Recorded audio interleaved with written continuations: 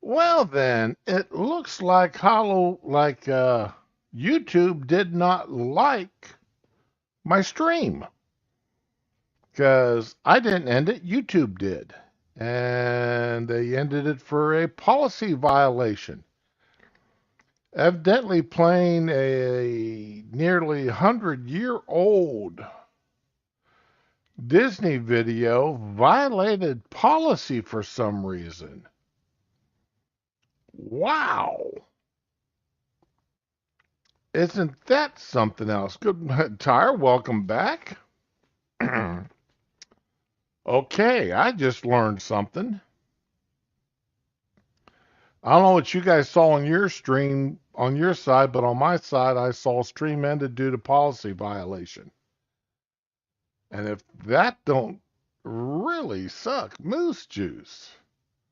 So I've got to resend out my invites because the invites I sent out are no longer valid. If that don't hurt, wow. Okay, so let me send a new link here to Ramen and Dar just in case they decide to show up. Okay, Halloween Part 2 invite.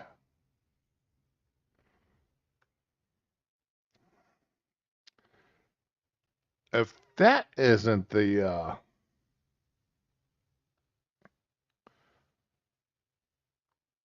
if that isn't the wow, that just that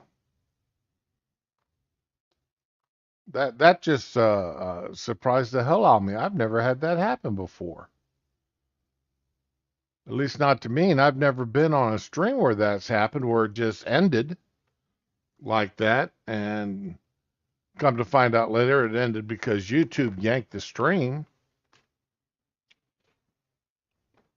So, hey, morning, Ramen. Ramen, ignore the first invite I sent out for today. If you want to jump on, use the second one that I just sent. My first stream got yanked by YouTube. So I'm going to find out if I got a strike in my system now or not. Let's see here. I probably ought to. Do I have Gmail open? No. When was that Silly Symphonies done? Uh, I gotta look this up. Walt Disney's Skeleton Dance. Okay, there it is. And let me see what it says. 1929. All right, is when this was put out. So that is what, 93 years ago? 96 years ago. And I got yanked for a policy violation on that. I'm just absolutely flabbergasted. So let me check my uh man, this bothers me. This really does. Did my YouTube stream get I mean, have I gotten another strike on my YouTube channel? Because I don't know. I honestly don't know. I need to, okay, here we go. Go to my channel and let's see here if they're showing anything.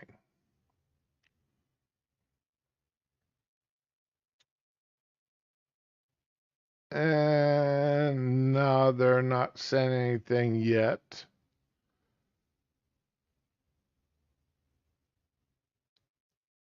Okay.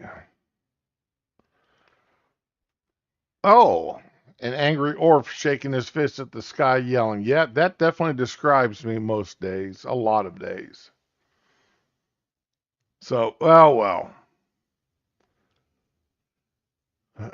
Disney is, yeah, tired. Something sure happened. I don't.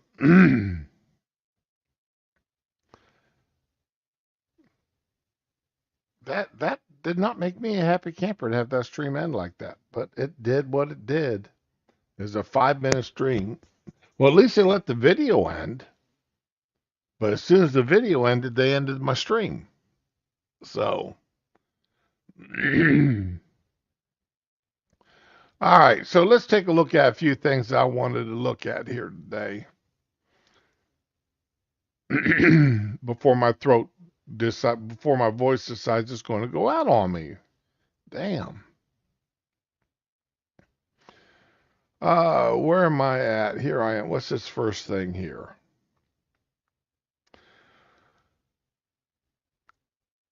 I'm going to have to finally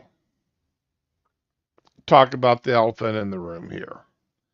The 600-pound gorilla that's here. And that's because it got a little bit close to home yesterday. Just a little bit close to home. These Hamas supporting anti Israel, anti Jew Americans who seem to think that they can take over any place they want to take over, yell and scream their protest, the from the river to the sea chant, and then hold themselves up as being anti-Nazi, anti-whatever, and that they're the good people, that they're the good ones.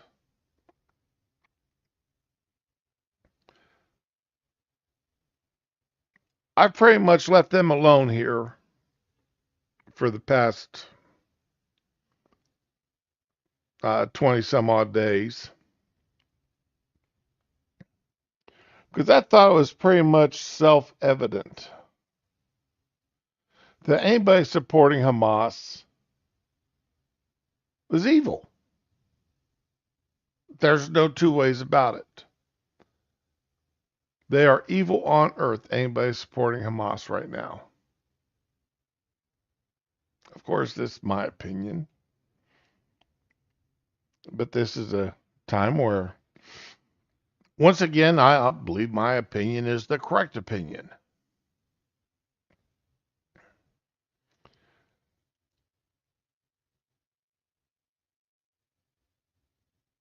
And once again, I've found Democrats supporting these protesters.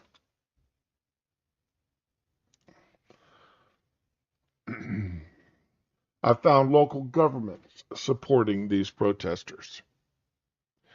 Well, you're saying, but shroom. They say they don't support the protesters. Really? Then why aren't they out tear gassing these protesters and breaking them up? Why are they allowing them to take over the streets? Why are they allowing them to run rampant throughout the cities?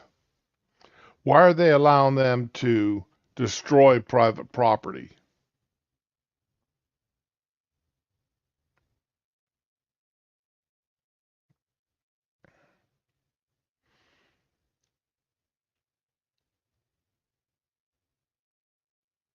Okay, what's that tire? I long since stop trying to be the good person. We're on the right side of history. I'm just trying to be me, and should our goals line, you gain my support. This battle cry of the left of being on the right side of history. What an utter load of horseshit. What an utter load. You are no. there's a couple of truisms. And what I call truism is a statement, usually fairly brief, which, for better or worse, is the truth as it's parlayed in common language. One of them is to the victor goes the spoils, and the winner writes the history.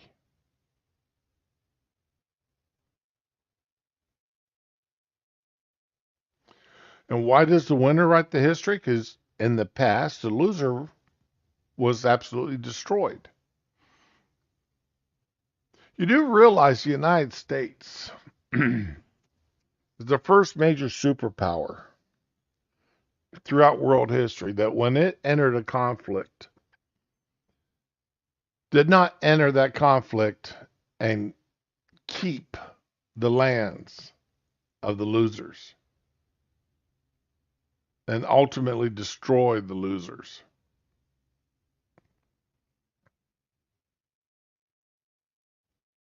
We didn't do it when we ended World War One. We didn't do it when we ended World War Two. We didn't do it. Uh, now,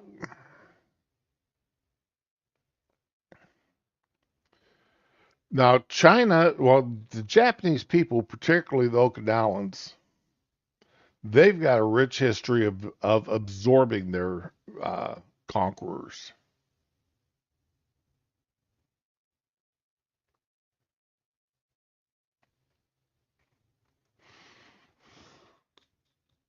But anyway, back to my other statement. The winner, the victor, usually does write history. And what they viewed as right is what gets taught as being on the right side of history because they won.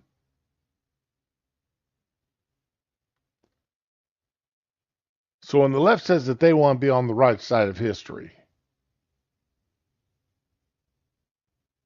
what they're saying is they want to make sure they win so they can write what history is.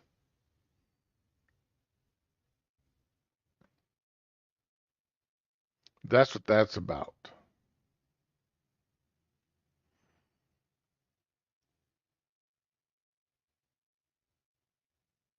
But back to this other deal with Hamas and the supporters here in the United States and the Democrats and the Democratic Party supporting them. And why do I say the Democratic Party supports the Hamas terrorist? Why do I say that? Who invited and escorted in the anti Jewish, pro Hamas protesters into the Capitol building? Who did it? It wasn't the Republican Party. Which party has got vocal, quite vocal group of people known as the Squad supporting Hamas and have been known for making anti-Semitic, anti-Jewish comments in the past? Which group has got their elected representatives flying the Palestinian flags outside of their offices in Washington, D.C.?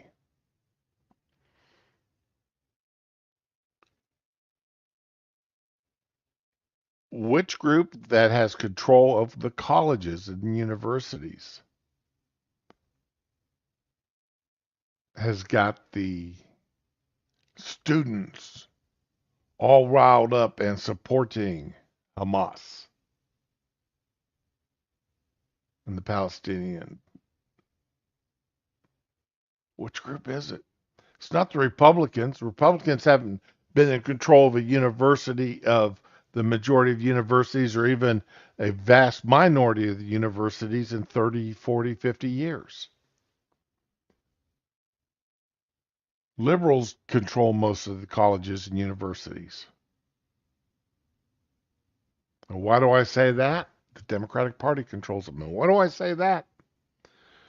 Just look at how many of them have got DEI initiatives. Look how many of them have got race-based and gender-based education programs. Requirements that you've got to take a race-based or gender-based program.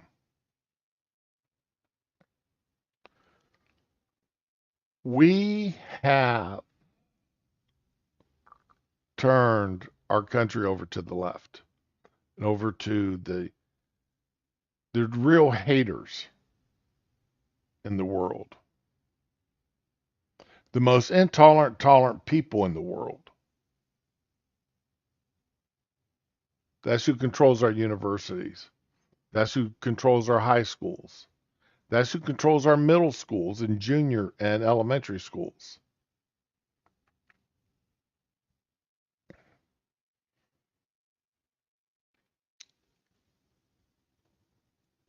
Where is it?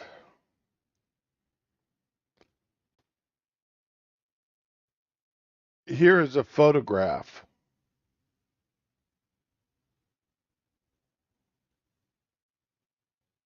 of something being 10th grade class.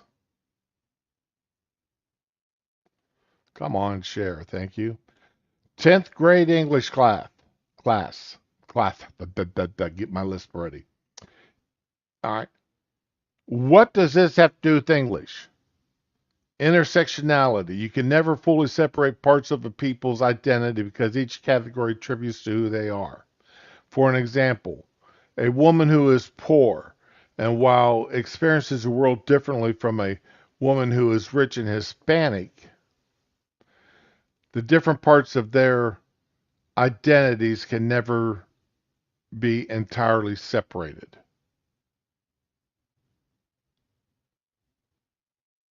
Oh, I'm sorry. A woman who is poor and white experiences the world differently. Well, of course, a woman who is poor and white is going to experience the world differently, not because she's white, but because she's poor. Her race has got nothing to do with how she's going to experience the world. She's poor, damn it. And a white and a rich Hispanic woman? You think? Do you think Shakira? Do you think J Lo? Do you think uh, Donkey Face, AOC?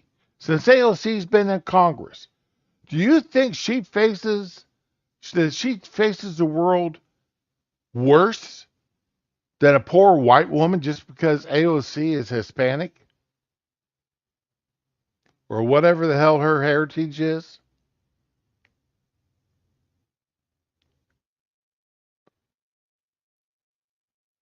It's not whether you're white, black, red, green, or purple that's going to dictate how you experience the world.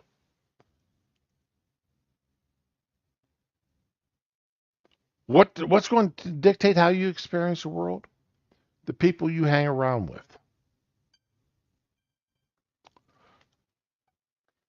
Uh,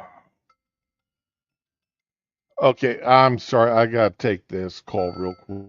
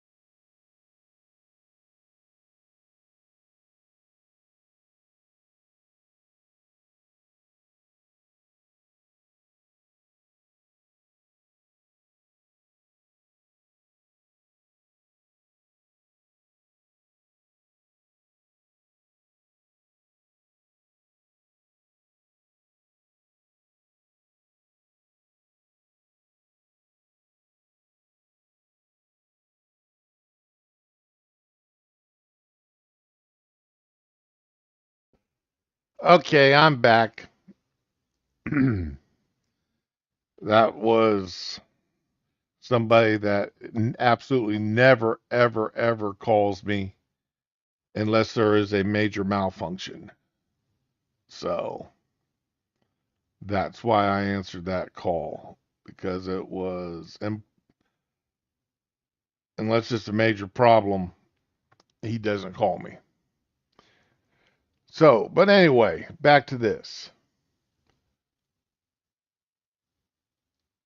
Our schools here are pushing the children into thinking that a white person, just because they're white.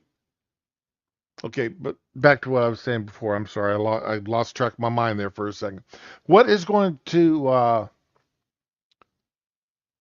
influence how you view the world, how you interact with the world, how you perceive the world? The people you hang out with. All right, that's your mother, your father. If they are race hating bigots and racist, if they determine that they're going to judge people based upon their color or skin, then that's what they're going to teach you.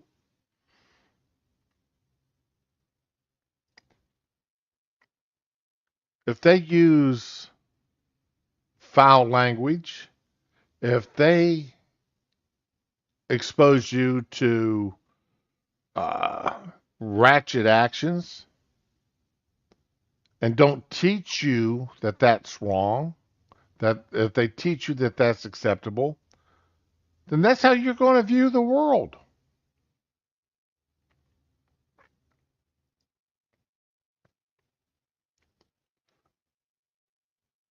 It's not your skin color that matters. It's the people that you've surrounded yourself with. And as you grow older and you gain more experience yourself,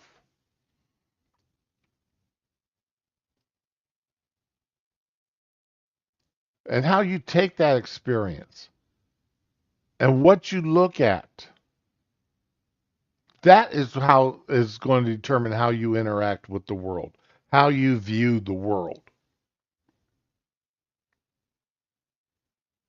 Now, granted, we do have a tendency here to oversimplify. Everybody that grows up in the hood is going to be this way. And of course, the only people who grow up in the hood are black people or Mexican people. They're only going to be the people of color growing up in the hood, and all these people grow up in the hood are going to act this way. That's double-edged sword when you start looking at things that way. All right. One, white people who don't grow up in the hood, who grow up on farms, going to see these depictions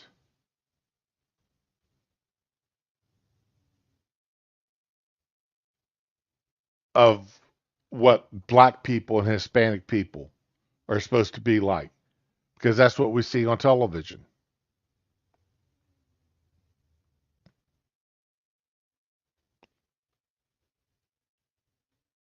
And why do we see them on television? Because that's the way the media wants them to be seen. Well, the people who are black, Hispanic, they see the same thing we see, so they think that's the way they're supposed to act.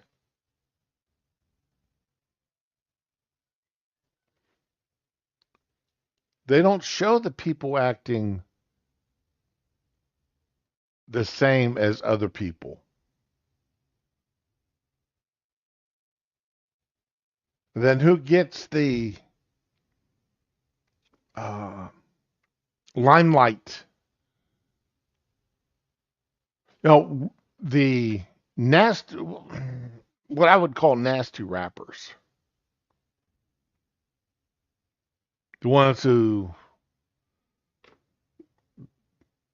y'all know who I'm talking about. I don't need to get into it.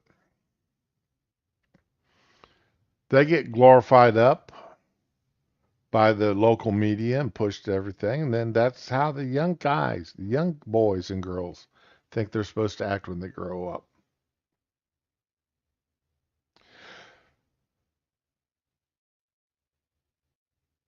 But you see, this is what the left has done. This is what the left has done to us.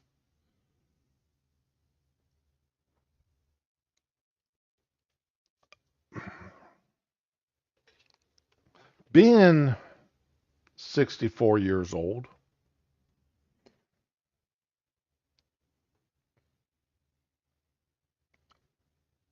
I can remember shows like Room 222 on television. I can remember the Mod Squad. I can remember a lot of shows that, I mean, the Mod Squad was Clarence Thomas, not Clarence Thomas, uh, and, and a girl by, and okay, I've got to look up the Mod Squad again. Oh, I can't believe I've got to look this up. Mod Squad, American drama. Here we go.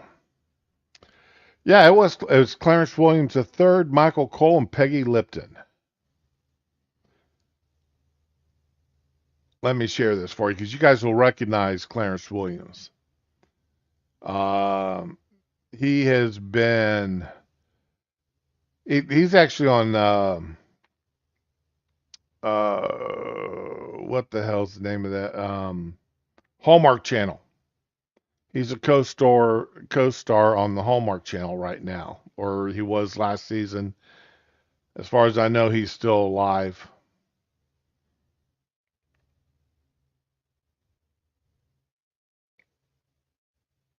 But Marion Ross, she was in it. Wow. Pre-Happy Days.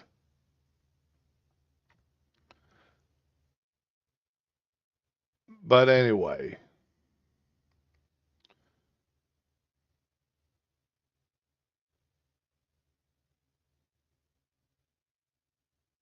now this is oh, it did last 5 seasons. Okay, I'm surprised. But these are the shows I can remember. Okay. Um, how many of us remember? I mean, remember the Bill Cosby Show, Upscale Black Family. Those are the kind of shows that we need to um, be extolling. Now I know everybody hates Bill Cosby. Bill Cosby's a scumball and everything else. That doesn't take away from the show.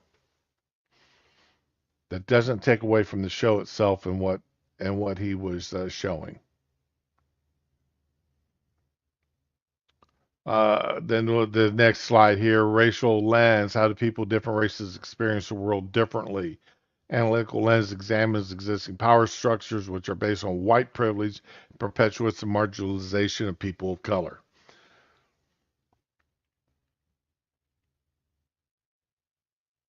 I can't say how much I disagree with this.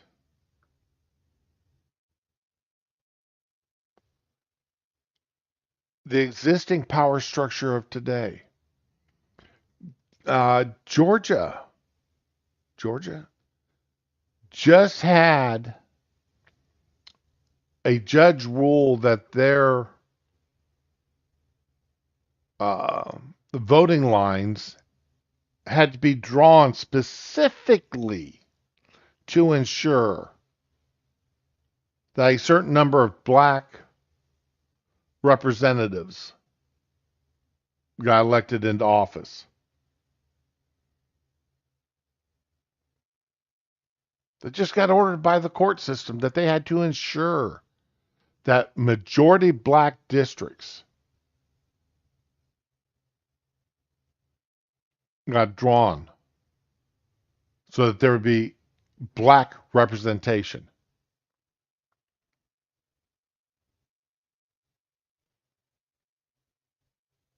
That the mere idea, the mere fact that you have to, that the court system would rule such a way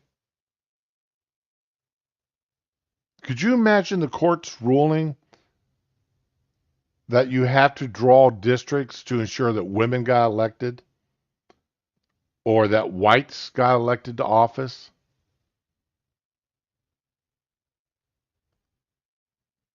Of course, this was a Democrat, and this here's another problem we've got.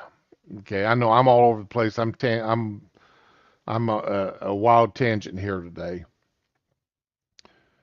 But could you imagine how much better our court system would be if the if the judges weren't politically biased? They were held to doing something which is quite simple and basic. Follow the Constitution. That's it. Follow the Constitution.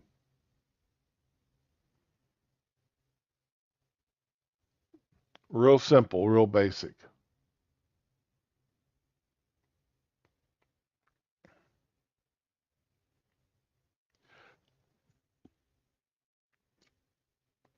Again, this is a level I've said this before and I'll say it again, we're going to have corruption in our government. It's just a matter of how much corruption are we willing to accept. And why are we going to have corruption in our government? Because we're always going to have people in it. And when you have human beings doing anything, it's not going to be perfect. Hey, Retro, good morning to you. Hey, Pear.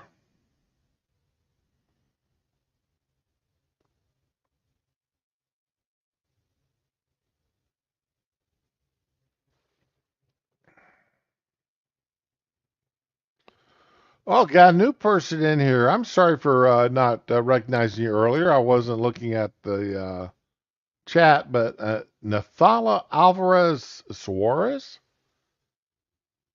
welcome to the this mess of me being today is going to be a messed up show. I'm just going to be honest.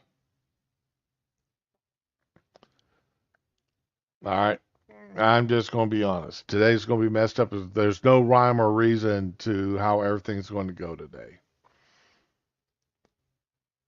Because I got kind of angry last night. And that anger is still coming through to me because I'm watching the destruction of the country. And it's gotten so blatant with our country's our citizens' reactions to what's happened since October 7th.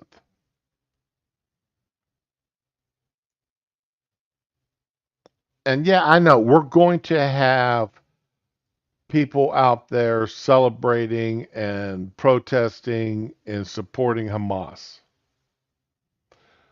But the problem is they're being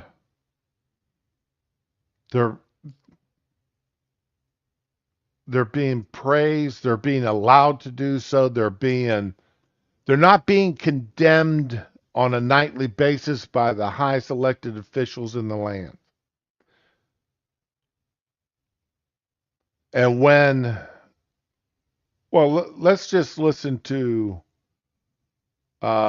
Jean Pierre here. Let me find the video clip of Jean Pierre. Here we go.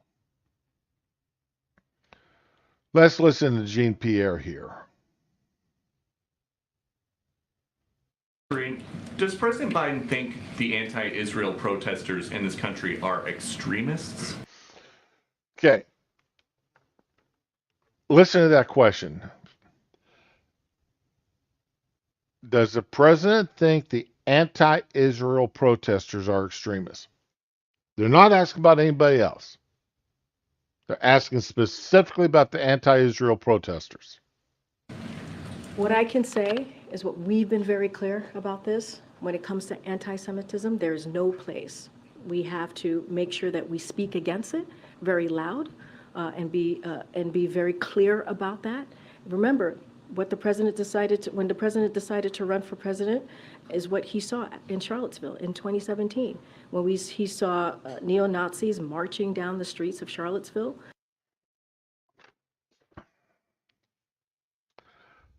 There was what, 25 of them? 25 of the quote unquote neo-Nazis?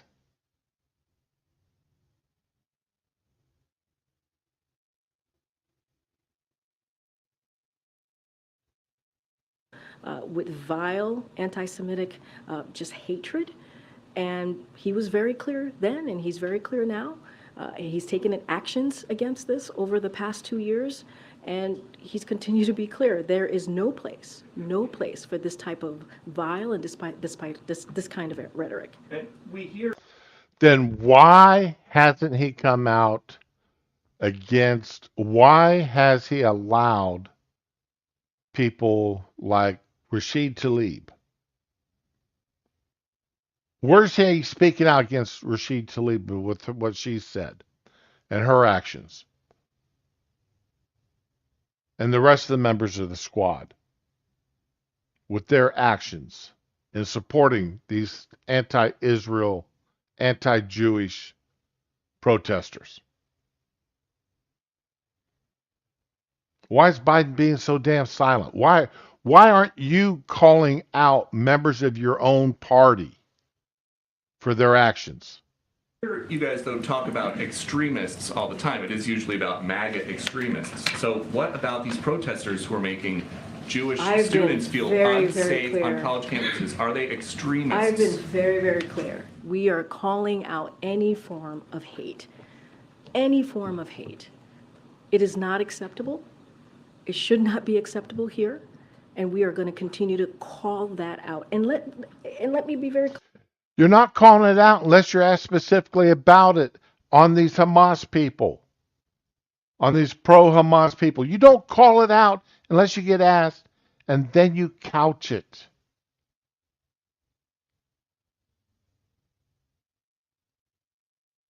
Clear. This is a president that has continued to have that fight in his office, in this administration.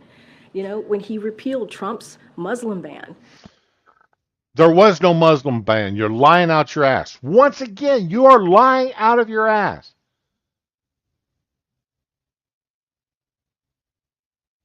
And besides, just as a reminder, of the 7 countries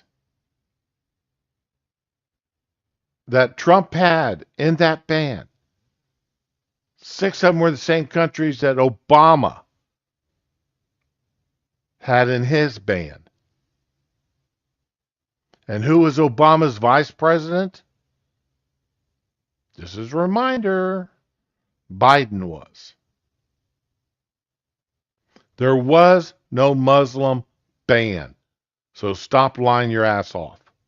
On his first day in office. That is something that this president did. He also established an inter-policy committee to counter Islamophobia.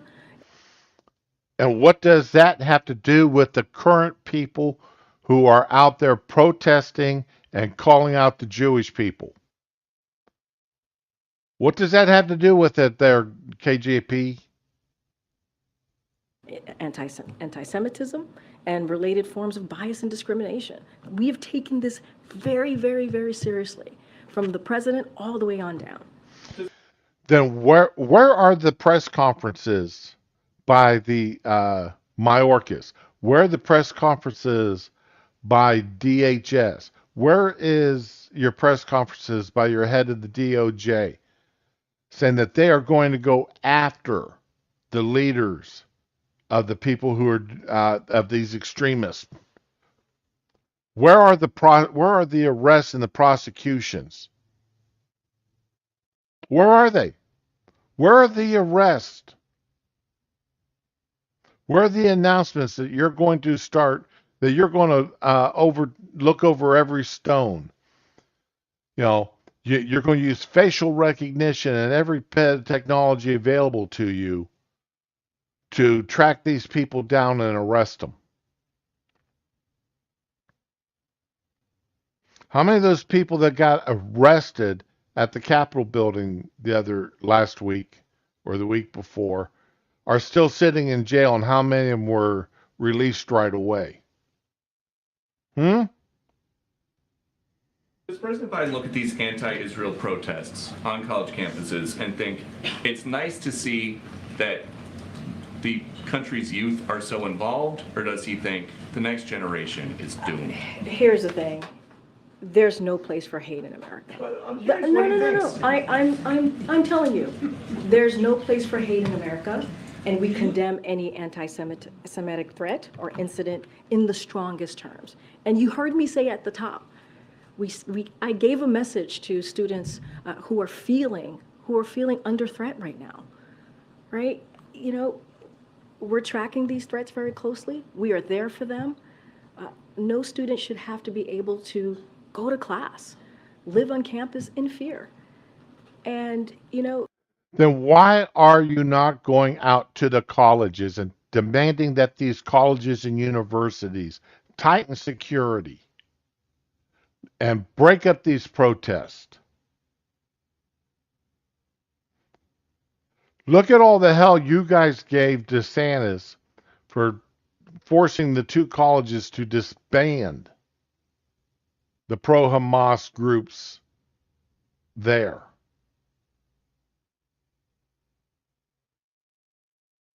You guys come out and called it censorship.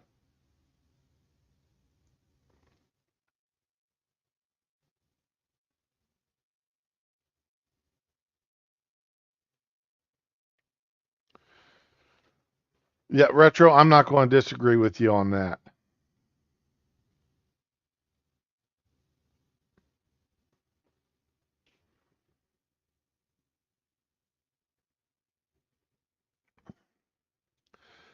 You know, yeah, everybody's got the right to reserve the right to be afraid of anybody they want to be afraid of. Maybe it's because I'm lucky. Even though my mom and dad did use racist terms, they weren't racist in and of themselves. They accepted people pretty much the way they were. It's like one of the sayings that I've had to beat myself out of using because it was a common phrase when I grew up. All right, when asking somebody, an adult would ask another adult if they could do something, and the first adult would slap back, "Well, you're free, white, and over 21. Go do what the hell you want to do."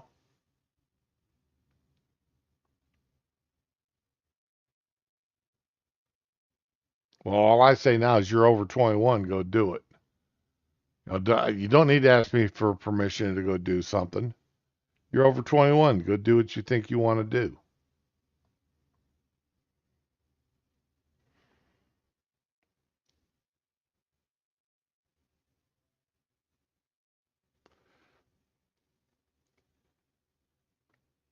Okay, governments of the West and our culture clashes. We have imported these culture clashes.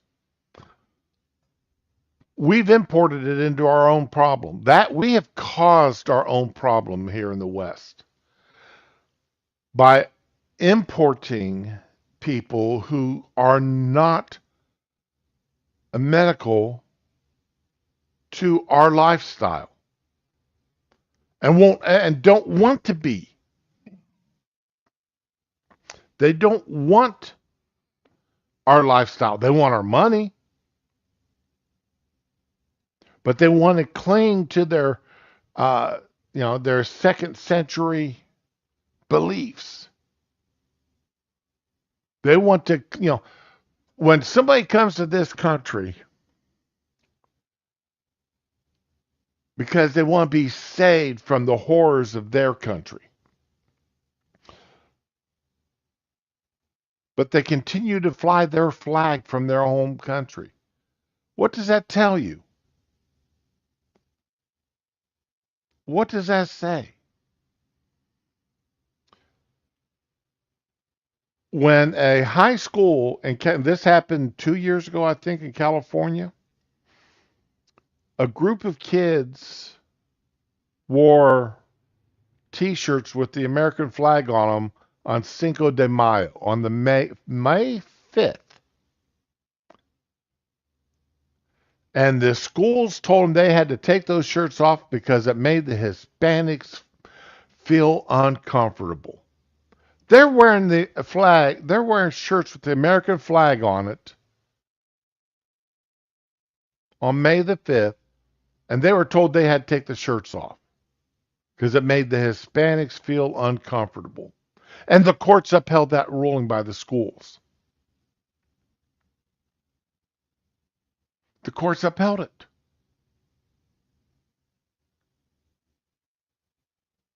You can't, but these Mexicans are bringing in the Mexico flag or the Honduran flag or whatever flag they wanted to bring in. But American students weren't allowed to wear American flags. There was a student, I want to say it was California, but I could very well be wrong, that got told he had a big old flag attached to the bed of his truck. And the school told him he couldn't fly that flag because it made other students uncomfortable.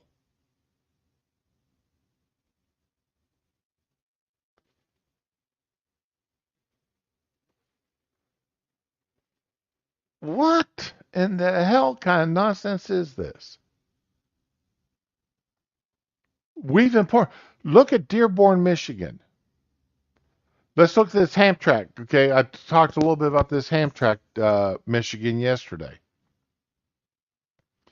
That they passed an ordinance that no flags other than American flag can be flown on government buildings. And the gay pride people went ballistic about it, and the Muslims went ballistic about it.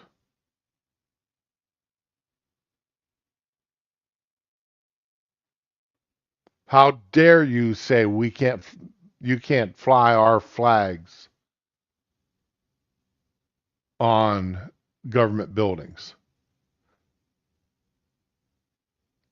Well, no, it wasn't the Muslims. It was gay, and what it turned out is one of the reasons why the gays got so angry is because Hamtramck city council was 100% Muslim, and the gay pride people thought that the Muslim that they supported and voted for in a protest against Donald Trump turned their backs on him. Now, I don't know why. I'm not going, I don't know what was in each one of those members' hearts as to why they voted that way.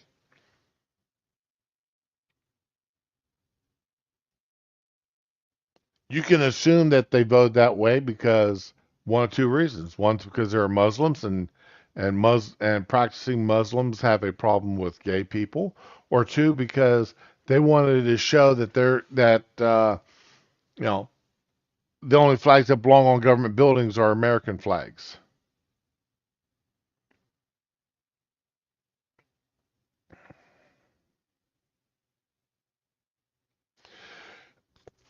Retro, you're not too far wrong there. I pretty much agree with you there. All right, let's see. I agree with Spencer. Agree. America should be just for Americans. Puerto Rico should be just for Puerto Ricans. Okay.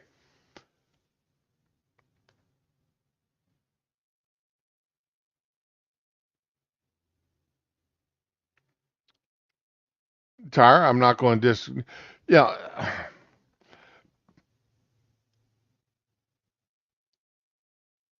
Unfortunately, I listen to a lot of different people. People I agree with, people I disagree with. People who are considered nutcases, and people who are considered great minds of the country or the great minds of the age for whatever political views they've got. Every now and again, somebody that I totally disagree with on most issues will say something I agree with. Hillary Clinton a few years ago came out against Hamas. Well, she was 100% right then, and she's still right today on that issue. What she said back then, I don't know what her current issue statements would be with Hamas, but her statement back then about Hamas was true then and is true now. Richard Spencer, I don't, he's another one on occasion says something I totally agree with. Charlie Kirk on occasion. I know Charlie Kirk is a bit of an asshole. I don't always agree with him, but on occasion he says something I agree with. And when we have things that we agree with, that people across the aisles, across the political thought agree with, those are the things that we should be able to get done.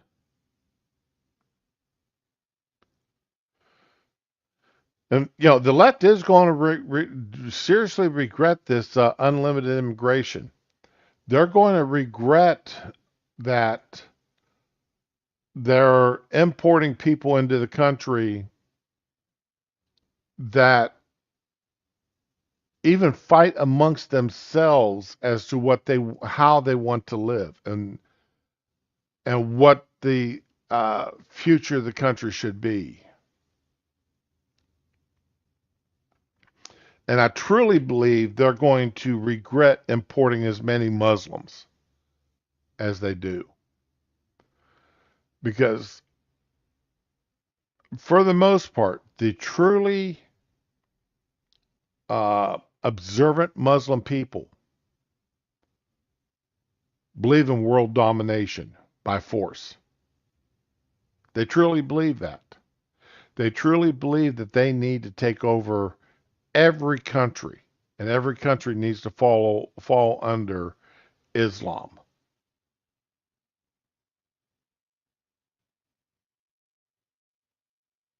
The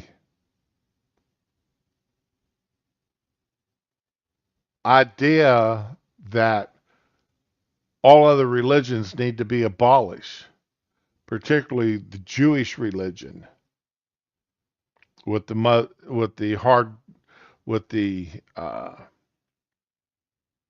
Orthodox Muslim people, is not far-fetched. It is what they believe. It's right there in their scriptures. For the rock will cry out, Muslim, rise up, there's a Jew hiding behind me. Or words to that effect. The trees will cry out, there's a Jew hiding behind me.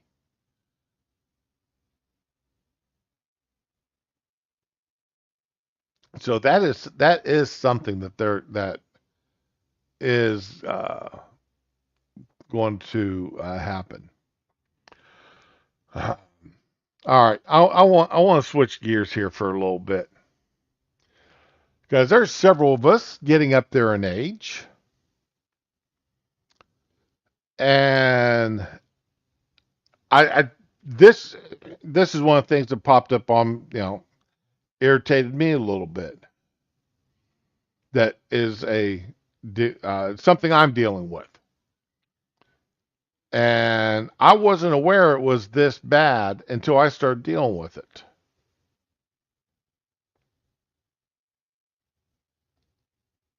So let me let this play here for just a moment. All right.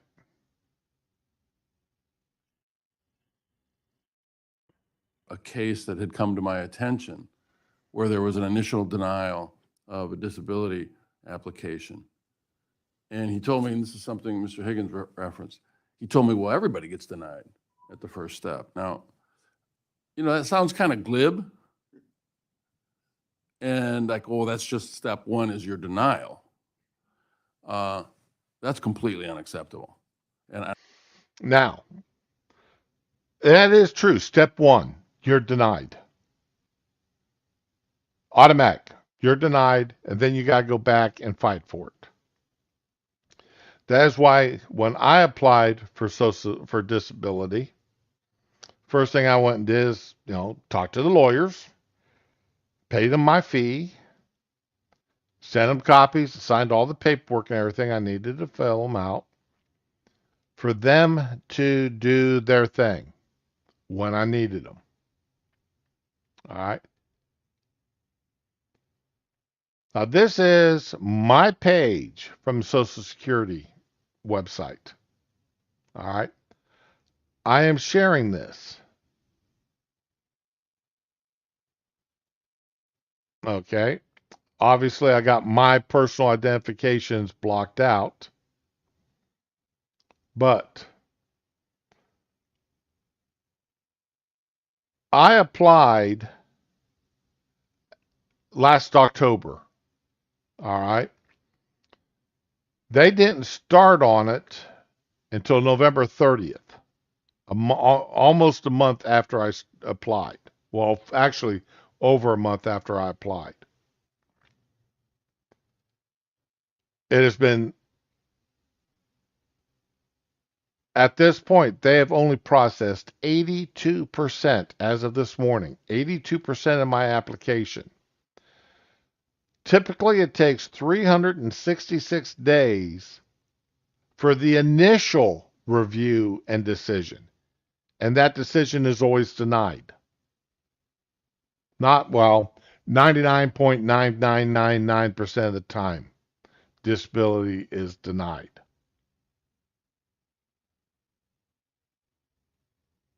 Then you start round two.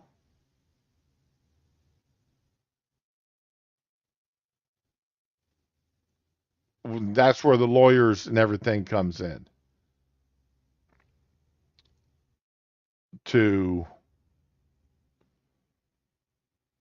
Okay, what happened to my StreamYards? Here we go. That's where the lawyers and everybody comes in, fighting for your Social Security.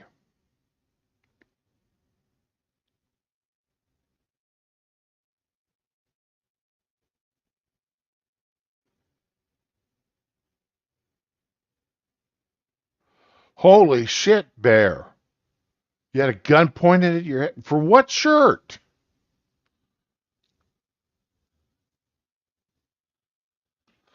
Okay.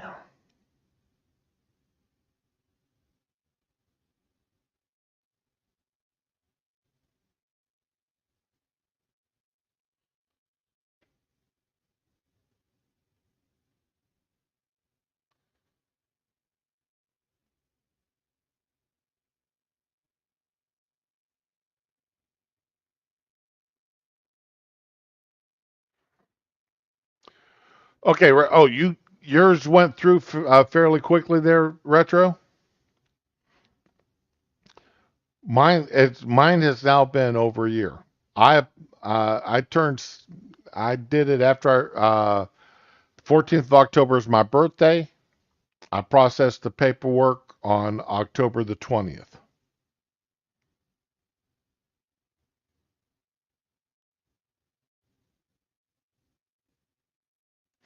Well, there's a friend of mine, and like I said, there's a friend of mine that got his approved in under 3 months.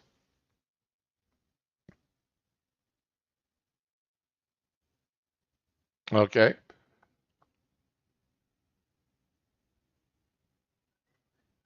But he damn near went in a wheelchair.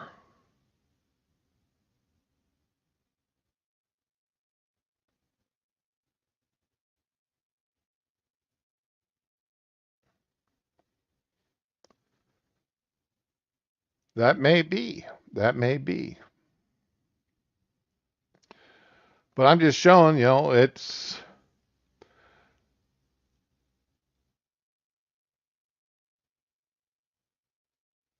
I just shown mine there. It takes. I mean, I submitted my application on October the 20th and November the 30th is when they first started looking at it.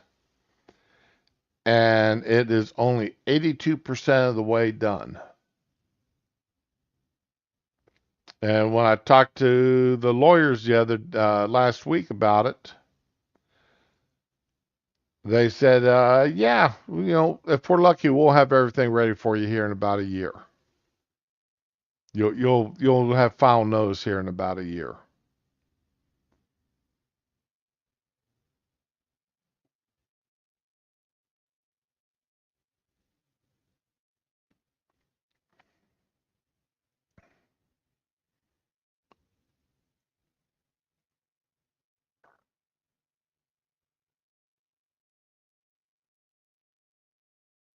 This is one of the reasons why I'm a little wound up today, and one of the reasons I'm a little scatterbrained. I mean,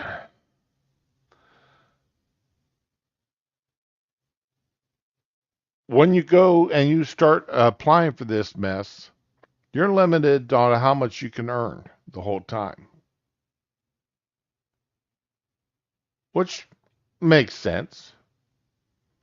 You're limited $900 a month before tax.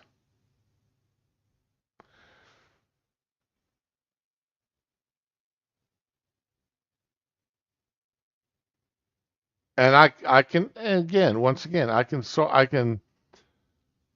you know, if you're applying for disability because you can't work, there needs to be a limit on how much you can earn or how much of an income you have of any kind. But if they're going to limit you to under $1,000 a month before tax to any kind of an income, it should not take over a year before they make a decision one way or another. Hey, Ramen.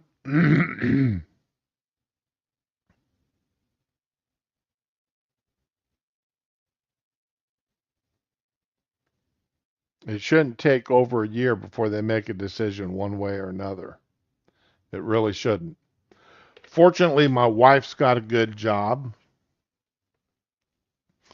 and we have had decent amount of savings over the years.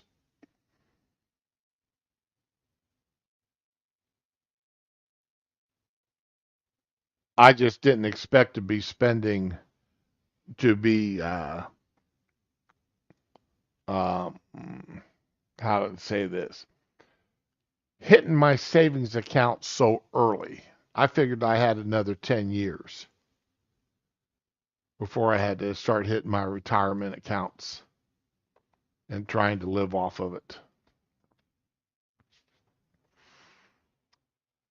So, young people and people getting close to my age,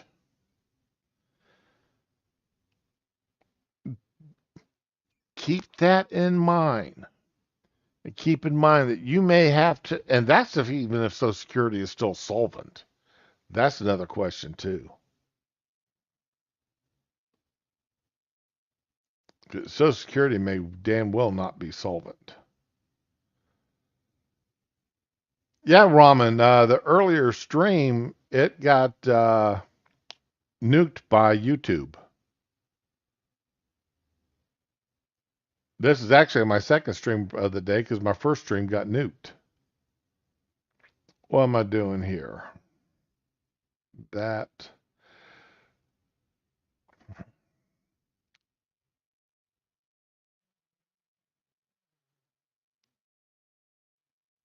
All right. Ed Krastenstein.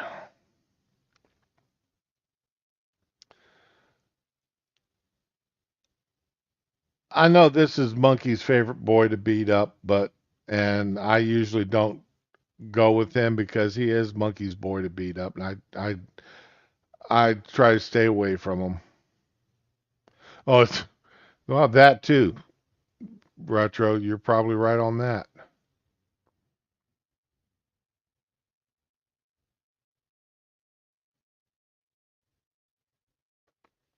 So, but oh, Ed, this popped up in my stuff this morning when I was eating.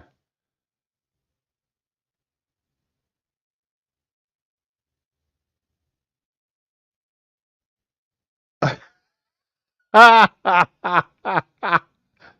like that shirt there, Pear. But oh, Ed, he had this popped up on my timeline this morning. Ed Krasenstein, this is what scares me. What if Trump were to come out and publicly state that the Jewish people were the enemy? Would his base go along with it? If the answer is yes, maybe, or maybe, then we have a problem. This is not Trump coming out and saying Jewish people are the enemy. These are liberals coming out and saying Jewish people are the enemy.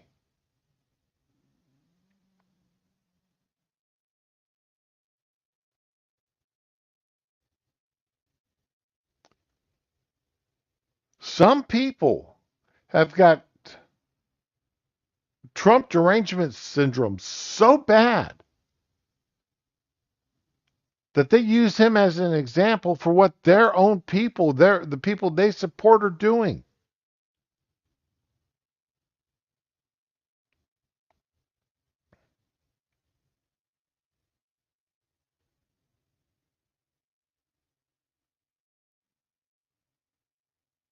Now, very few people read past this first couple of paragraphs because uh, Twitter cut it. You know, you had to go and actually go to his timeline to read the whole thing. And it comes down here, and well, I don't think Trump would ever do that, and you know, Trump's base goes along with whatever he says. Well, that's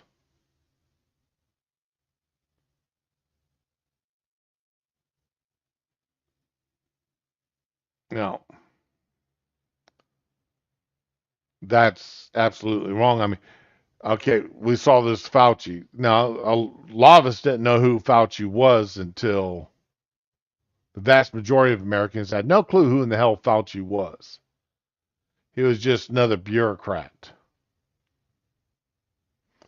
Ron DeSantis, he wasn't famous until he became governor of Florida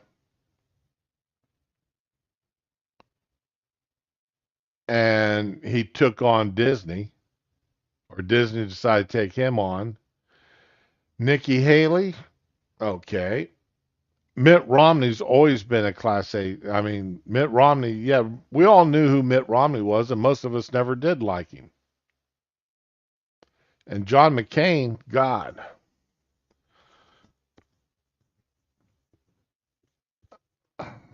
McCain was never well liked within the Republican Party because he was always pushed by the press so much as being the maverick Republican.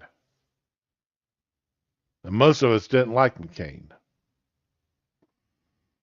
You know, and Krasenstein's statement here, so many people loved these individuals until Trump turned on them.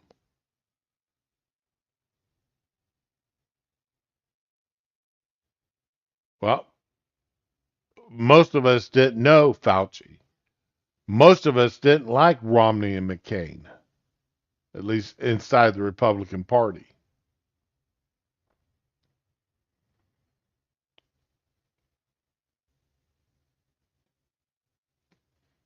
Now, it does say something here that's true. We need to stop idealizing politicians. We need to stop idealizing people altogether. Every one of us. I don't care. You know, there's some people, God, there's never going to be a day anybody's going to idealize me. My own family, my own son doesn't idealize me because he knows I've screwed up. I've made mistakes. He doesn't agree with me on everything I do. But he still loved me, and that's what matters. The wife still loved me, and that's what matters. But idealize me? Nah.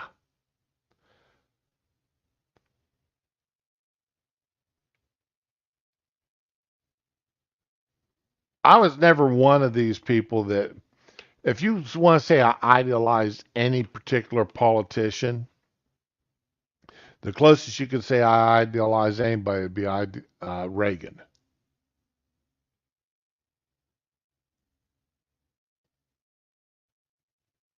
Of the presidents who lived during my lifetime, Reagan's probably the closest one I've got to idealizing any of them. You're exactly right, Retro. It's usually voting for the lesser of two evils. Yeah, Raman, that's it. Remember, Trump was the one who actually moved our embassy to Jerusalem.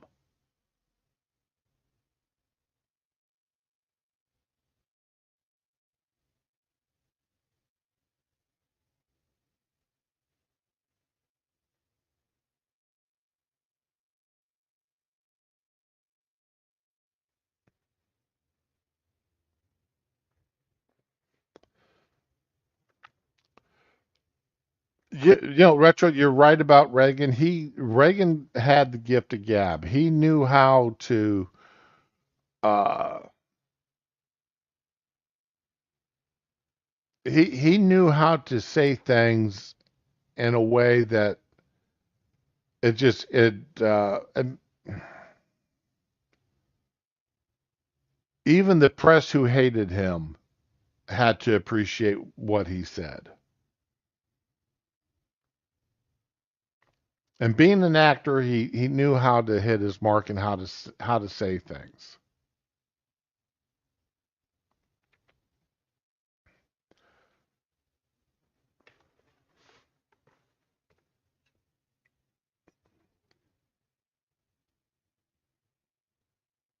There's been no president in my lifetime that's been anywhere near what I would consider a perfect president. Trump did a lot of right things, a lot of things that and I know I beat that horse before. Trump has did a lot of right things, but I'd never want him for a drinking buddy. I'd want him for that rich uncle that uh, sent me 1/2 of 1% as a Christmas or birthday gift every year. You know, that'd be about it as far as a personal friend. But as far as a president, he did a lot of things that I agreed with. And like I said, I've said this when he was running. I didn't think he was going to be elected. I didn't think he was going to even make it through, get as close, make it as long in the primaries as he did. But I appreciated the fact that he was bringing to the table, forcing people to talk about issues that Republicans usually tried to avoid, like the trade imbalance and other issues. He brought things to the brought things out that needed to be talked about, and we needed to know where uh, the different people running for the office wanted to go with it. So,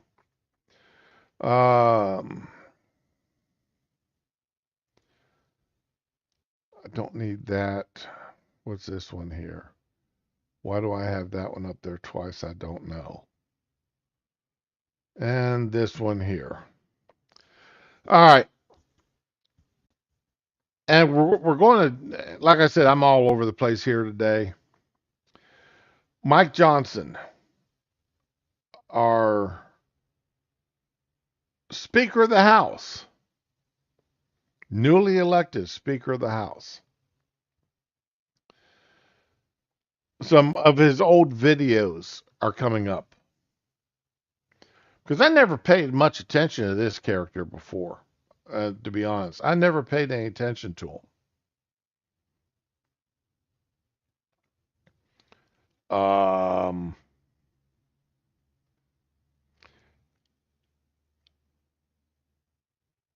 now, obviously, in hindsight, I wish I had. I've been better prepared to understand where this guy is going. Uh, Anybody that's watched me for any length of time or listened to me for any length of time, nobody watches me. All you see is uh, a mushroom cloud there of me on the screen. Y'all know I am very I'm very concerned about our country. I'm very concerned about uh, how people vote and who we allow to vote. I've uh, I've made some people mad at me because I honestly believe one of my strong beliefs when it comes to voting is that if you've been convicted of a felony at any level,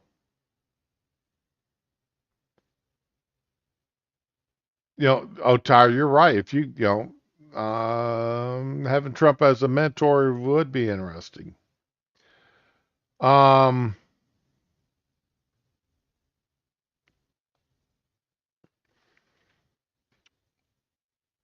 I'm a firm believer if you've been convicted of a felony, and I don't care what type of felony it is, a violent felony, a nonviolent felony, a white collar crime, a blue collar crime, whatever you want to call it.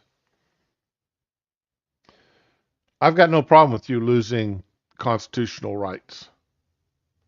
I've got no problem with you losing your right to vote. I've got no problem with you losing your Second Amendment rights. I've got no problem with a lot of that, even after you've gotten out of prison, after you've served your sentence, your court imposed sentence. You've paid your fines and everything else. I still got no problem with some of your rights still being gone until you have proven that you're willing to become a functional citizen of the country again as a person. Not that you're going to vote the way I want you to vote, but you're going to be a functional citizen.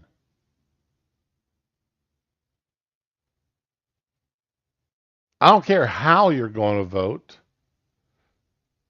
as long as you show me that you're not going to be out there committing crimes, that you're not going to be out there strong arming people, that you're going to become a citizen. You're going to contribute to the country in one way, shape, and or form. And until that point, you haven't earned your right to vote back. And I've had people say, well, 18-year-olds get to vote. What have they done? Naturalized citizens get to vote. What have they done? Well, naturalized citizens, first of all, has lived in the country and they've taken great pains to learn the language and take tests and spend a lot of money and a lot of time to become naturalized citizens. An 18-year-old who's born in the country is a citizen by birth. They've spent 18 years growing up in this country. They've spent 18 years learning the ins and outs of our country. Whether I agree with what they've learned or not is a different story.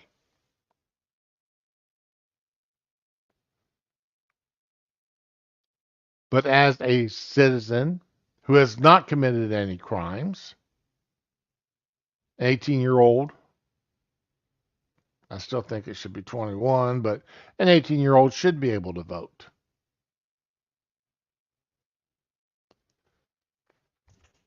But I also believe that if you have proven yourself to be a citizen, a worthwhile citizen, you've re-entered our country, and you're willing to, you have established yourself back as being a productive citizen of the country again.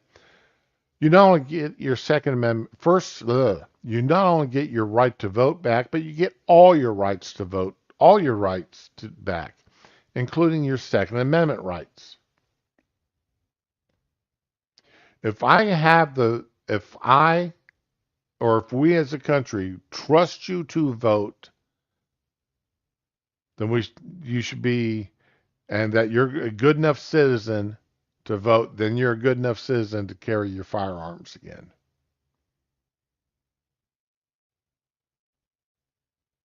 That's just the way I feel about it. But I also believe strongly that you must be a citizen to vote in any form of an election. I don't care if you're voting for dog catcher. If you're not a citizen, you can't vote. And again, the only people who can become citizens are people who come to the country legally. I don't care if you were brought across the Rio Grande in a knapsack on your mother's back, and she died 10 minutes after getting you across that river and on American soil, and you were 2 months old. You didn't come across the border legally. You can't ever become a citizen until you go back across that border and cross it legally again.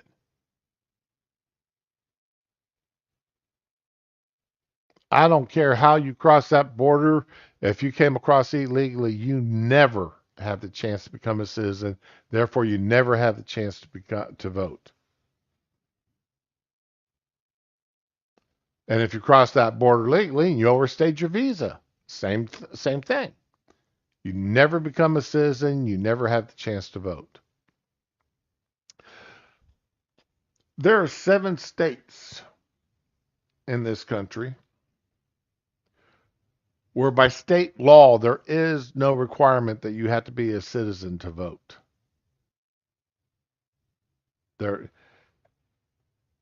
And one of those states, unfortunately, is Ohio. California is one. New York is one. Vermont is one.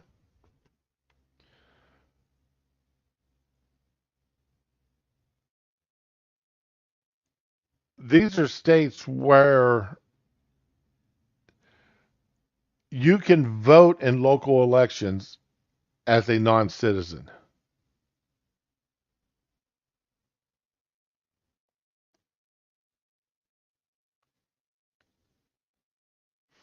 And retro, yes, 100%. Paper ballots with your ID. And you have to sign. And in-person voting only.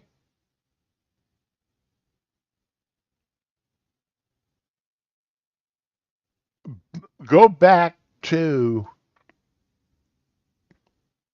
the idea that you had to queue up and vote. Now, when I was military and I was stationed overseas, or I was stationed outside of Ohio, I was in Arizona or in Florida or wherever I was, and I requested an absentee ballot because I was active duty military in another state or another country, yeah, that's fine. An absentee, request an absentee ballot. The idea that people get ballots just mailed to them and willy-nilly.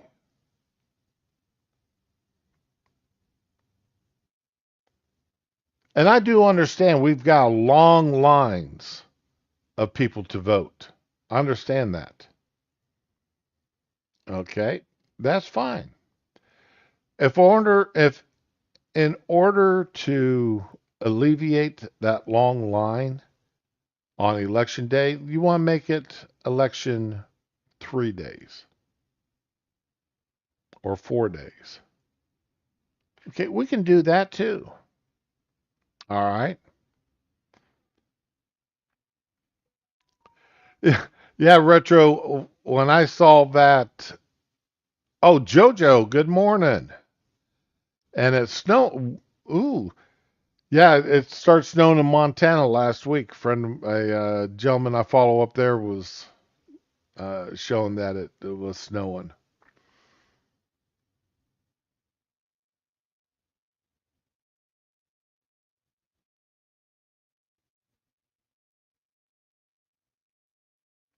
Now, Tyre, what do you mean that was a 180? Or I'm 180 degrees out of phase with you? Now, I want to see people vote. I want to see U.S. citizens vote. Oh, Wisconsin? Yes.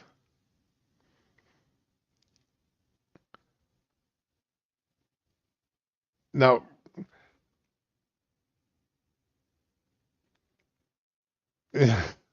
Yeah, I'd blame Canada too.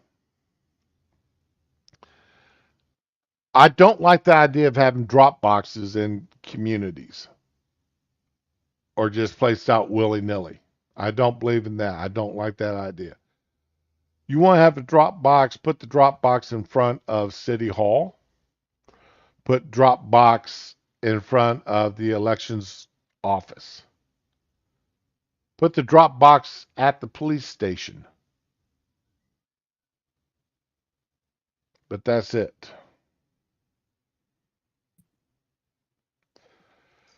Okay, Tyrant. You requested it. You Yo, got Sean, it. what up?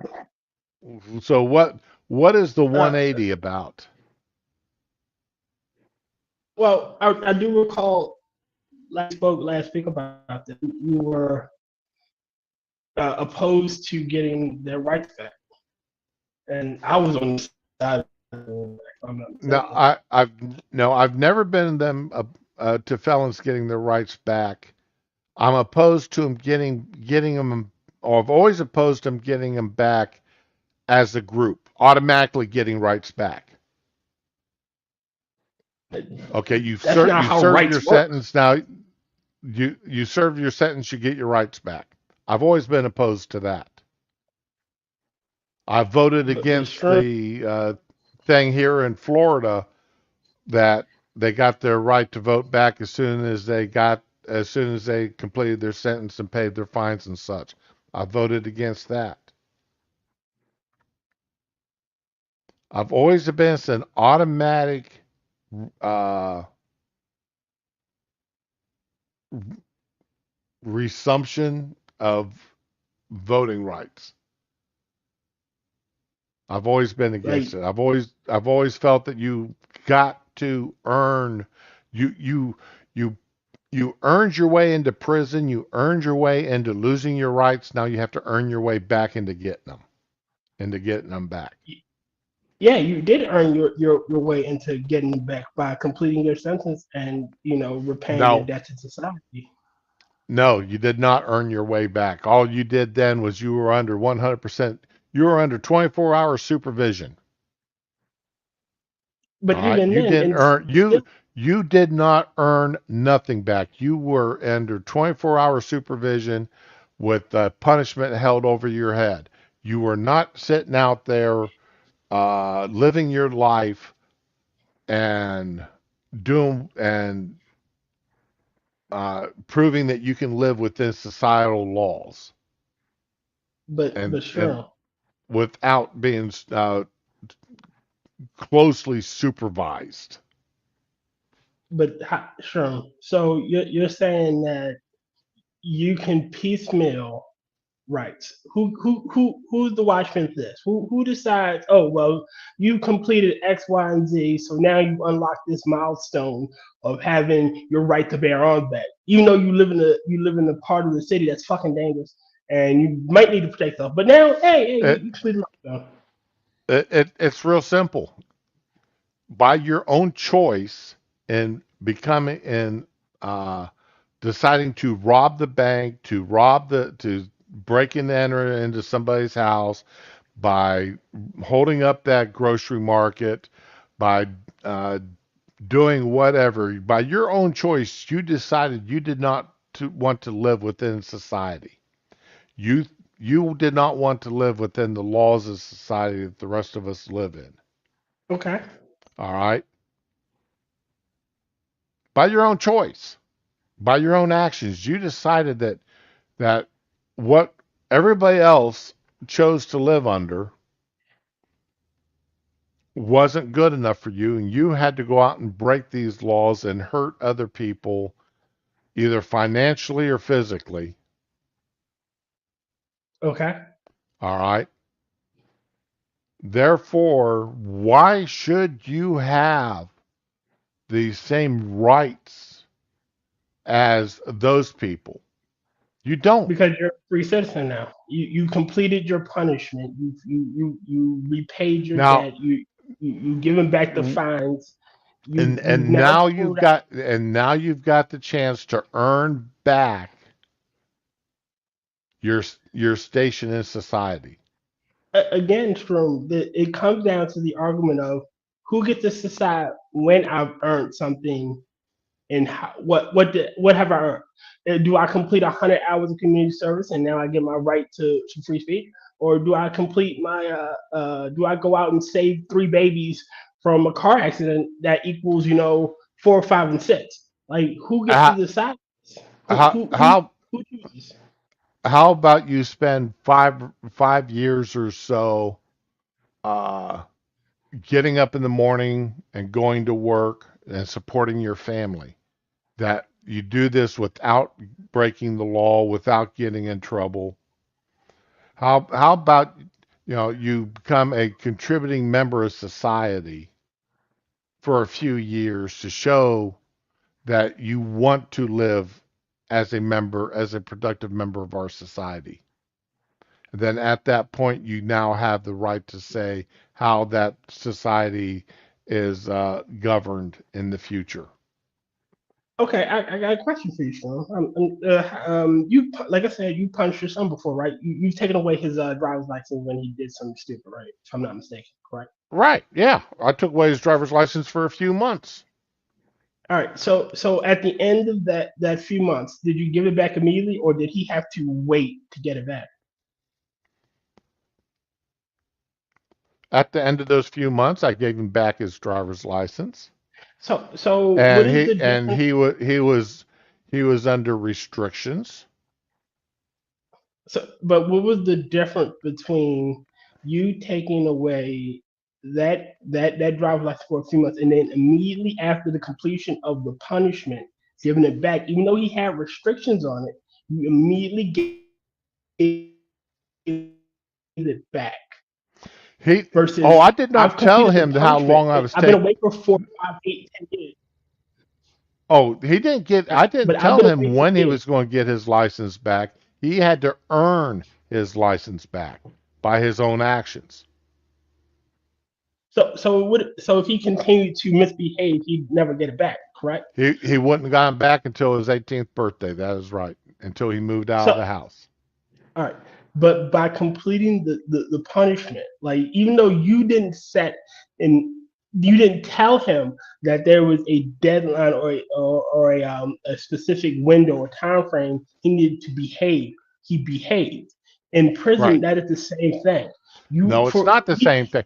It he Okay, could be we're a talking about 21. dealing with a 16-year-old child and dealing with a 30-year-old man, a The, the 30-year-old the adult. Okay. the difference is the same No, it's because not. No, it's not the he's still same. in control of his actions. I, as a child, I am still training my child. He is still learning that there's uh, consequences for their actions. Okay, he's still learning that. As an adult, okay, they should have already learned that lesson. They should already know that there are consequences to your actions. Okay. And when you have proven that you cannot live within societal norms, and you're willing to go out and break these laws that society has in place, Okay. all right, All right. then what you don't have the right to determine what society will look like in the future until you've So shown that you are willing to live within the society and become a productive member of it. uh, to to um to Raman's point, I'm after the completion, like I mean, if you're paroled, you shouldn't be able to vote. You shouldn't have any rights. But after you completed everything and you're free, like then you should get everything back. Yo, data. Like Hey, that's my point. Like you can't just oh well, you've been free for five years, so I've decided to just now give you your ability to participate in society as a citizen. No, that's unfair. I've completed my punishment. I've been a good boy. Maybe I got really early. Maybe I had to complete the entire thing, but I've proven that while I was in there, I did not offend, I did not harm, I did not do anything wrong. I proved that I was trustworthy, and maybe you released me early. I got parole, and even while I was on parole for those times, I did nothing. So how can I not be granted the same rights, the same responsibilities as a citizen after I've proven that I can do it? because you've only proven you can do it with direct supervision hanging over your head at all times. That's There's the only direct way supervision that that's the over my only thing shoulder. that's the only thing you've shown is that you require direct supervision, somebody standing there looking over your shoulder 24/7. Even as a parolee, So, you've got somebody standing over there because your parole officer can walk into your home anytime, day or night. Police officers can walk into your home anytime, day or night, as a parole if you're out on probation okay, or if you're a parolee. All right, there you still all don't right. have any rights, and you still have 24-hour supervision. All right. The only thing you've proven when you get out of jail or finish your probation or parole or whatever it is, the only thing you've proven is that if somebody's standing there with a billy club in their hand or a pair of handcuffs ready to throw you back in a 6 by 12, Okay, okay, I got the a only question. thing you've proven is that's what it takes for you to behave in a somewhat respectable manner. All right, I got a That's small the only thing question. that's Wait, proven. wait a minute, wait a minute. So, what about those offenders who still do something wrong while they're on parole versus those who fly straight and then complete their parole? I mean, you're saying that I'm still under 24-hour supervision, but I still can do bad. Versus I've done good even with this, and I've been free for X amount of years on parole. I can't, I can't vote. I gotta wait an additional five to get my rights as a human being and a citizen back. I can't. Oh, you've got your rights as a human being back. You can go But where I can't. you can go where you want to go. You're not being prohibited from going anywhere once you've completed your probation, parole, and everything else. You just can't participate in a couple of the societal benefits such as voting or carrying a firearm. So again, And I've I've got no proven problem. that. Even, No, the only thing, so like I said, the only thing you proved when you successfully got out of jail without having more time added to you by committing crimes and such, or you completed parole or probation without committing any more crimes, is that with direct supervision. It's like guys I used to work with when I was in the Air Force. I had a young man I worked with in okay. the Air Force. All right. As long as you were staying there supervising him, he was a great worker. He could be kept on task as long as you were standing there to keep him on task. Okay. He was a great worker. He could accomplish damn near anything as long as somebody was standing there to keep him on task. The minute you left and left him on his own, he was he was 90 miles off to the side, and that task would not get completed. So you're All right. saying So that at that point, why keep somebody around? We ended up discharging him okay. because it came down to why keep somebody around that you can't send out to perform a task on their own. So you got to All send right. somebody out there to supervise them. It's a one person Okay. job. All Okay, right. If you guys assign two people to it because one of them's got to keep an eye on the other one, we don't need that one. Let's get somebody that get out there that can do the job unsupervised. okay. So you're saying that the fuck up is a fuck up. However, if you had a guy that could do the job without you supervising, and you would trust him, right? You would like, I know Johnny's going to do X, Y, and Z if I tell him to do X, Y, and Z. So I'm gonna go do A, B, and C, right? Why are you punishing the guy that does A, B, and C, X, Y, and Z without being supervised? Like he's the I'm not fuck up. because he's got okay. The guy that's just coming out of prison, the guy that's just getting off of probation and parole, he's that guy that's got to be supervised. Now let's see, can he work without being supervised?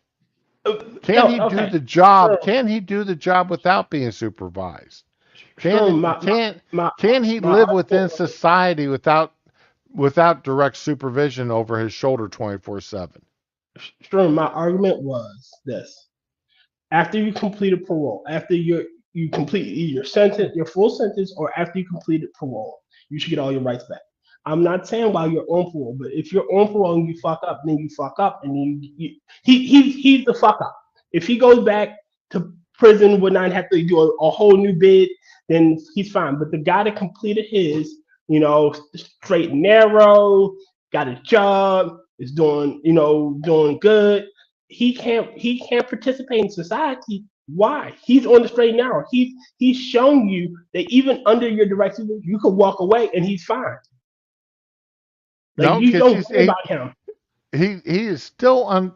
He still needs to. Okay, don't forget he has already shown that he could not work without direct supervision because he committed crimes that ended up in prison. And he and All he right. and he showed you by completing not only his parole without a hiccup, without even a traffic violation, that All he that showed can. is that he can work with direct supervision. That did not show that he No, can work without it. that didn't show he can work with direct supervision because he's not being directly supervised. Yes, he You're is. not looking over. You Yes, may he be. is. You may have. He is being Sure. directly supervised in the fact that he has his probation office, parole officer. All right, he has to report to them on a set schedule. All right, Yes, he had to he report has them on the okay. schedule, but they're His not his looking over his shoulder his, 24/7. his probation and parole officer. All right, can go out to his work site, go out to his home, and inspect him at any time, 24 hours a day, 7 days a week. Okay. All right, he All is right. still under 24-hour scrutiny. But what if the parole officer knows? Oh, I know that Johnny's going to do is on the straight and narrow. I'll call Johnny once a week to make sure he's on the straight and narrow. And if I do hear something that disturbs me about Johnny, I'll go check it out. But right now, I have trust and faith in Johnny. And That Johnny has that completed that parole. Why should I withhold his rights because he's completed what I need? What the government said he needed to complete. So Johnny, you can go vote next week. Bye. Good. Get out of my face. You're done. You're like, how is this fair to Johnny that you're treating him like the fuck up, the one that got I, banished back to the gulag? because he's already proven that he was one. Now he's got to prove he's not. All right, your wife cheats on you. All I'm not right, married. your girlfriend, your boyfriend, I don't care. Your significant other cheats on you. All right. Okay. And then she comes back and says, "No, I'll never cheat on you again. It was a one-time deal. I slept with this guy every night for 2 weeks, but I'm never going to do it again. I promise you." Okay? Okay. Do you immediately accept her word it's not going to do it, or are you going to spend the next Well, I've couple of already years broken up with keeping her. it, or are you going to spend the next few years putting, uh, uh, being cautious before you give that individual everything that you were giving them before? One burn, twice shallow. I've already broken up with her. Okay. See, so I trust you to be you. she And she she she could not live within the societal norms of your relationship. They could not. I don't know why. I'm talking to I'm what saying I assume I is like a women. male. So, I'm you okay. know, I'm a dude. okay, well, but but this your significant other showed that they could not live within the societal norms of the relationships that you wanted. Therefore, you Okay. kicked them to the curb. That you never brought them back. All right. I'm not saying I'm never willing to bring them back. They just got to prove to me that they're willing to live within the societal norms again. Ramen, my point is that as a citizen of our country, you are granted certain rights and abilities. You have the right to participate in a free and fair election. You have the right to protect yourself. Once you've completed the punishment that we've set forth for you. We've decided that 5 years, 10 years, and now I'm willing to grant you a caveat. If you committed a violent crime like murder, yeah, maybe we should really be scrutinizing. But if you committed, oh well, you got a drug offense, or it's theft, or I guess assault would be one I wouldn't let either. Something major, something really severe that you got a lot of years for, but you got 10, 5. You, you're really going to say, okay, well, you have to live for another 5 years on top of the 5 you've already done, as under, even if we're not under supervision, but under some sort of, okay, well, you can't do this. What if there was an activity like you enjoy target shooting? Well, I can't do it anymore because I can't own a weapon. Oh I well, you can't. should. You must not have enjoyed it too much if you're willing to lose it in order to commit the crimes that you committed. Again, it was just that. I No, mean, I get it, the but yeah, these are we're talking about adults who commit crimes. I'm not talking about little Johnny who got his butt paddled because he broke a window playing baseball. I'm okay. talking about full-grown adults who are expected to live within societal norms. Oh, okay. I'm And willing to it's grant. not Okay, and yeah. it's not like our society is so tightly wound that we're all a bunch of little robots. There's I'm a willing to grant lot you a of caveat. freedoms in our society You're here in right. the United States. Okay. And it takes a lot. You've really got to, for the most part, you got to really do something wrong in order to be punished through the court system.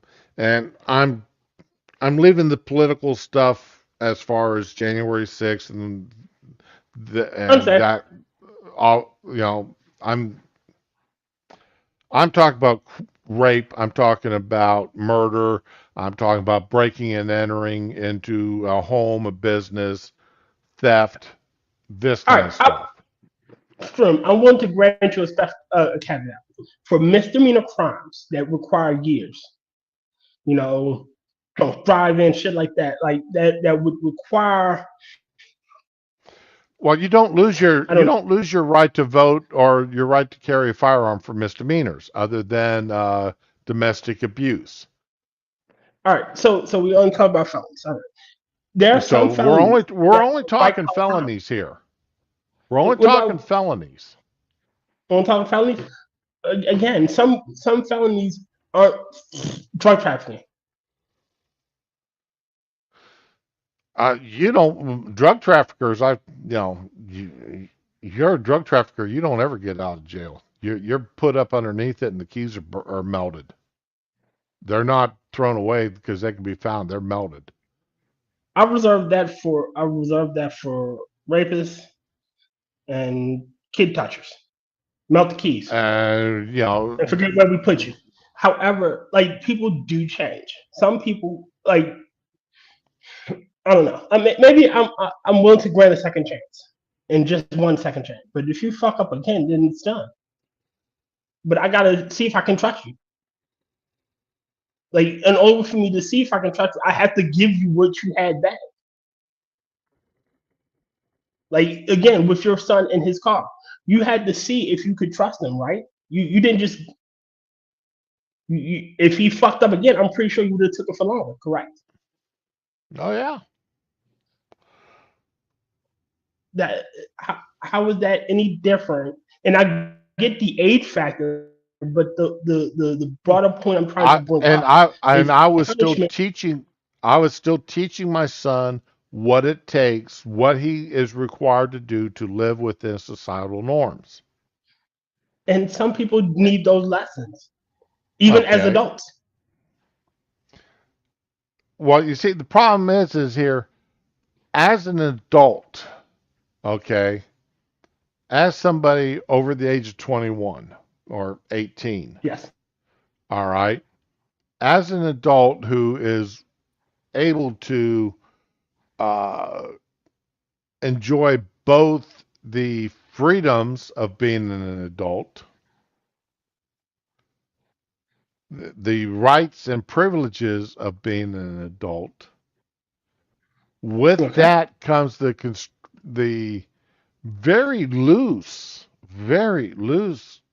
constraints of living within societal norms. Agreed. And I don't think anybody can say that the American societal norms are that strict. I will agree to that. All right. But All we ask you to do for the most part is not hurt other people. For the most part, don't hurt other people.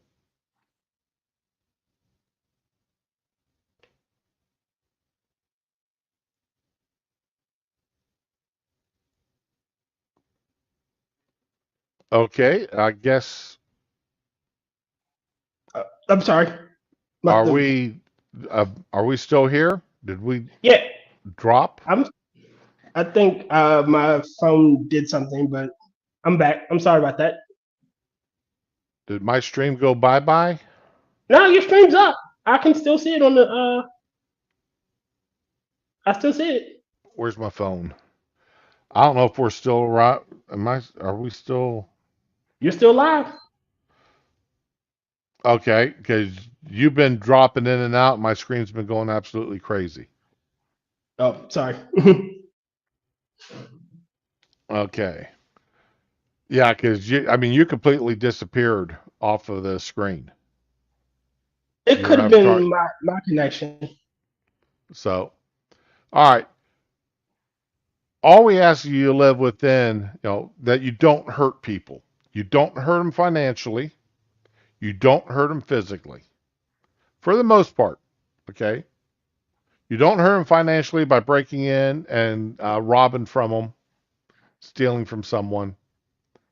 You don't hurt them physically. You don't beat the crap out of somebody. You don't beat them up. Okay. So my issue and stream dropped out. Okay, that's weird. I think it's StreamYard.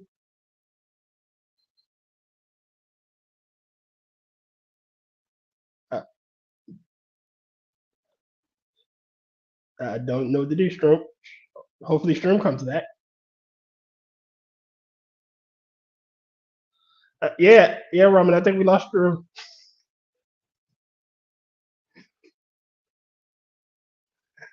I'm scared,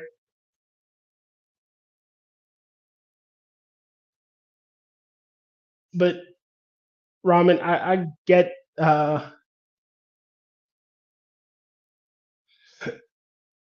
my only contention and issue is